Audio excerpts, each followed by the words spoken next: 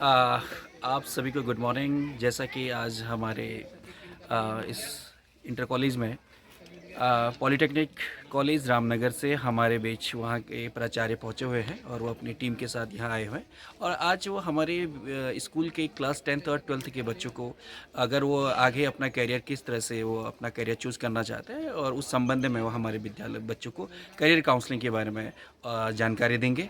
और इस थोड़ी देर में हम बच्चों को वहाँ गैदर कराएंगे और वो जो भी पॉलिटेक्निक के किस किस तरह के ब्रांचेज़ हैं, किस तरह के उनके पास ऑप्शन है, जहाँ बच्चे जो है आफ्टर 10th आफ्टर 12th अपना फ्यूचर जो है बना सकते अब हैं। पॉलिटेक्निक में क्या क्या ट्रेड हैं कुछ? हाँ, तो पॉलिटेक्निक में क्या क्या ट्रेड होते हैं, उस ट्रेड को बच्चे जो है अपने चॉइस के हिसाब से, अपने इंटरेस्ट के हिसाब से उस कैरियर को जो है वो चूज़ आप कर सकते फीस हैं। वगैरह भी बताएंगे? हाँ, शायद वो वहाँ का जो फ़ीस स्ट्रक्चर है, और चाहे पॉलिटेक्निक कॉलेज, जो पॉलिटेक्निकल का जो कोर्स होता है, कुछ 2 इयर्स के होते हैं, कुछ 3 इयर्स के होते हैं। तो बच्चे अपने हिसाब से देखें और क्या उस तरह का क्राइटेरिया है और उनका पैटर्न क्या है फ़ीस का, वो तमाम डिटेल जो है वो बच्चों को देंगे।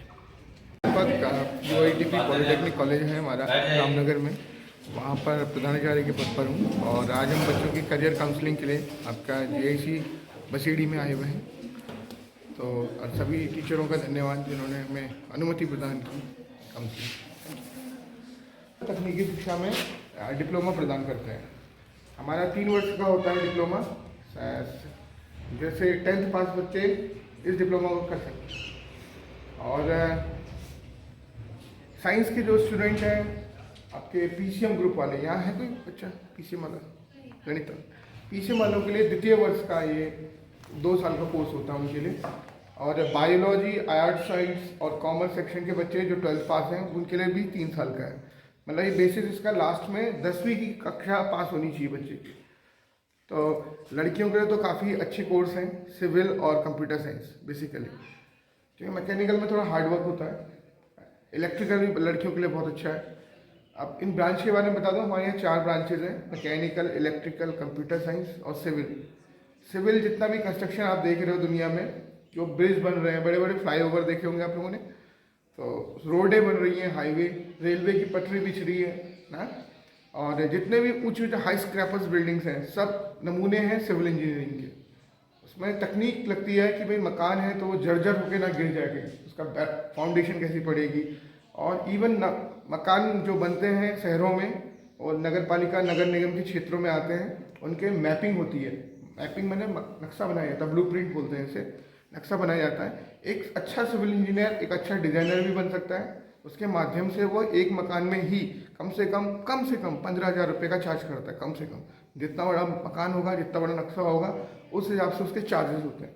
आप बेसिकली इससे जूनियर इंजीनियर बनते हैं। सुना होगा जूनियर इंजीनियर का नाम।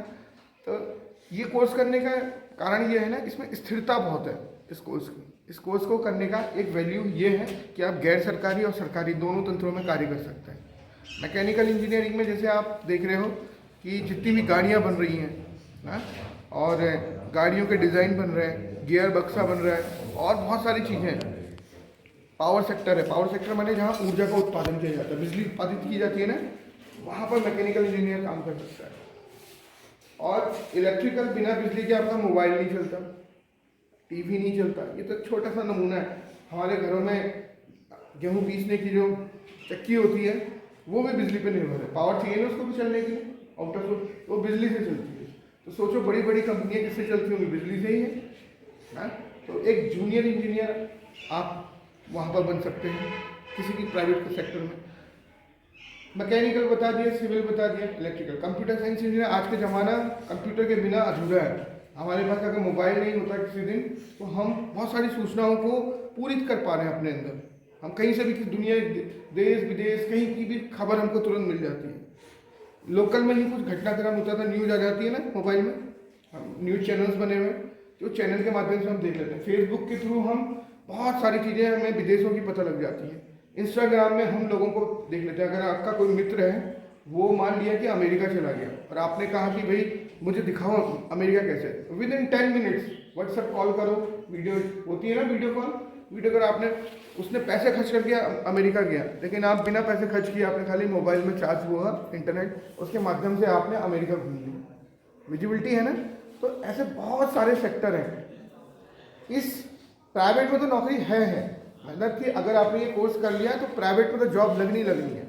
लेकिन सबसे बड़ा महत्वपूर्ण कार्य क्या है कि हिंदुस्तान में सिर्फ लगभग 2% जॉब है सरकारी, उसमें सबसे ज़्यादा जेई के पद निकलते हैं जूनियर इंजीनियर के, और हर साल निकल रहे हैं। पद भी ऐसे नहीं भरपूर 700 पद, 600 पद निकल रहे हैं।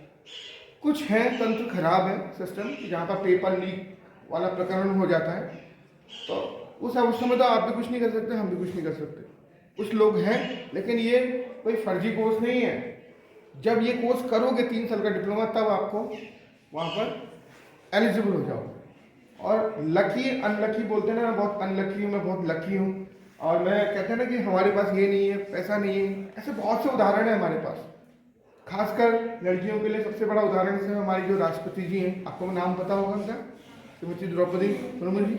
उन्होंने देखो बेटा किस समाज से बिलोंग करके, मतलब किस क्षेत्र से, आदिवासी समाज में थी वो, जंगलों के बीच में आदिवासी समूह में रह के वो देखो राष्ट्रपति के पद पर पहुंची है। कैसे उन्होंने पीएचडी की होगी, पीएचडी होल्डर है वो ना। तो आप लोगों के पास अगर माता पिता का साथ है और आपके माता पिता को शिक्षा दे रहे हैं, आपको भोजन दे रहे हैं, और हर त्योहार में आपके नए कपड़ा आ रहा है, तो इसका मतलब you are the luckiest person. अब हम कहते हैं कि मेरे लकीली नंबर कम आए, वो पता क्यों नहीं आए। कोई भी आपकी जो कॉपी का मूल्यांकन करता है, बोर्ड परीक्षाएं है ना आपकी, बोर्ड परीक्षाओं में जो आपका मूल्यांकन होता है, आपकी फोटो देख के, आपका रोल नंबर देख के, आपकी कॉपी में जो नाम लिखा हुआ उसको देख के नंबर नहीं देता है, जो आपने एक्चुअल में उसमें लिखा है उसकी बेस पे। तो जब भी अभी बोर्ड की प्रिपरेशन कर रहे हो आप सारे बच्चे, तो क्या करो, पहले पढ़ो और फिर पढ़ के उसे लिखो। इसमें बहुत सारी जानकारियाँ इसमें दी गई हैं। लेकिन ये कोर्स करके आप ही के संस्था के पढ़ा हुआ पिछले 2-3 साल पहले यहाँ एक बच्चा था अजय टमटा करके, ठीक है, वो इस समय मध्य प्रदेश में जॉब कर रहा है। लास्ट ईयर ही पास आउट हुआ है हमारे यहाँ से, और अच्छे नंबर से पास आउट हुआ है। तो गर्ल्स के लिए रहने की सुविधा सारी उपलब्ध है वहाँ पर, ठीक है। खाने की व्यवस्था हम खुद कहते हैं आपसे कि खाने की व्यवस्था स्वयं कर दो, ज़्यादा बेटर है, जैसा मन का है। क्योंकि हॉस्टल में जो खाना मिलता है, हम भी परेशान हैं उस चीज़ से, चार्जेस बहुत ज़्यादा होते हैं और खाने की क्वालिटी नहीं होती है। ये कोर्स करके बेटा आपका जीवन और सफल तो होगा ही होगा। सबसे बड़ी बात है कि आपने पेरेंट्स का सपोर्ट करोगे, माता पिता का सपोर्ट करने में तो आवश्यक है ना। आपको देखो इसमें 2 फोटो लगी हुई है, देखिए अच्छे NHPC का नाम सुना है, नेशनल हाइड्रो पावर कॉर्पोरेशन। इस संस्था में हमारे कम से कम 6-7 बच्चे काम कर रहे हैं। ये एक हाइड्रो पावर एनर्जी की एक वो है संस्था है, यहाँ पर पानी के शक्ति से, पानी की जो शक्ति होती है ना, बहाव देखा होगा, उसकी शक्ति से बिजली का जनरेशन किया जाता है, बिजली उत्पादित की जाती है। वही बिजली हम लोग कंज्यूम करते हैं घर में आके, करते हैं ना। तो NTPC, नेशनल पावर कॉर्पोरेशन, इसको करने के बाद आप रेलवे में जा सकते हो। इवन अगर आप में से कोई डिफेंस में जाना चाहती है, तो लड़कियां भी डिफेंस में जा रही हैं, तो आप अच्छी पोस्ट में जा सकते हो, एयरफोर्स में जा सकते हो। और साथ में किसी भी टेक्निकल, इस बात की तो मैं गारंटी लेता हूँ कि प्राइवेट में नौकरी आपकी पक्की है, सरकारी के लिए आपको उसी लेवल की तैयारी करनी पड़ेगी, ठीक है। बस यह है कि कभी भी घबराना मत। और मैं पिछले 2 दिन से घूम रहा हूँ, तो मैं कई सारे स्कूल्स में गया, तो वहाँ पर कई जगह पे स्लोगन्स लिखे हुए थे। मुझे 2-3 स्लोगन बहुत पसंद आए। पहला स्लोगन ये था कि अपने आप को कम आंकना दुनिया का सबसे बड़ा पाप है। अगर आप सोचते हो ना कि मैं नहीं कर सकती ना, तो वास्तव में आप अपराध कर रहे हो अपने साथ। और दूसरा क्या था कि अगर सूरज की तरह चमकना है आपको, तो सूरज की तरह तपना सीखो। तपना समझते हो, उसकी तरह जलना सीखो, तब जाके।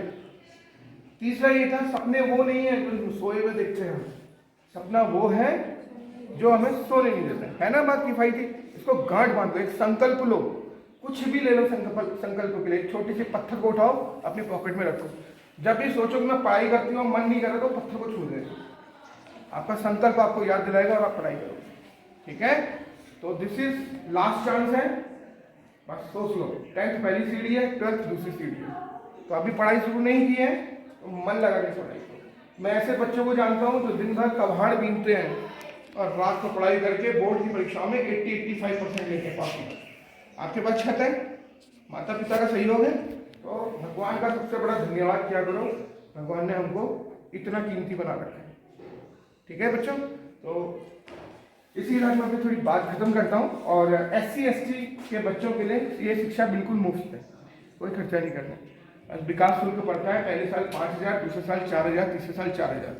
और जो 35,000 रुपये मैंने फीस बताई थी आपको, वो भी आपको एक बार में नहीं देनी है, थोड़ा थोड़ा करके आप दे सकते हो, 5-5 हज़ार रुपये करके, जैसे भी आपके परिवार की सुविधाएं होती हैं। अगर आप लोग कोर्स करने आओगे तो आपको स्वयं समझ में आएगा कि हम कहाँ किस जगह पे आए और हमारा लेवल क्या होना चाहिए। क्योंकि हम जब अपने से कोई सीनियर को देखते हैं ना, जो हमसे ज़्यादा अक्लमंद होता है, तो हम उसके जैसा बनना चाहते हैं। तो वहाँ पर बहुत सारे बच्चे ऐसे आते हैं ना, लो होते हैं बिल्कुल। हमारे यहाँ बच्चे 41% वाले इंटर के बच्चे आए, 41% रोने लग गए, एडमिशन नहीं मिल पाया।